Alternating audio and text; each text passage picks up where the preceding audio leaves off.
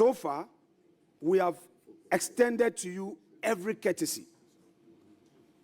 We've heard all those unpalatable words. We've heard the abuse. So please,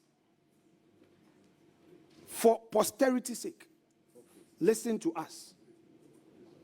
We don't need to vet a nominee before we vote against the nominee. We have preliminary issues well grounded in law. You may disagree with us.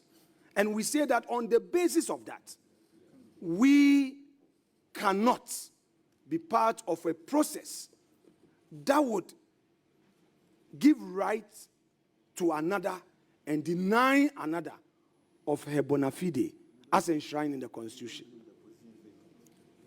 Chairman, that said, we would yield to you to proceed whilst we exit this committee room with our views well documented for the records, and on the floor we shall proceed with the debate, further stating our position and take a vote against the nominee as required by the rules of the plenary. Thank you very much indeed. Yeah.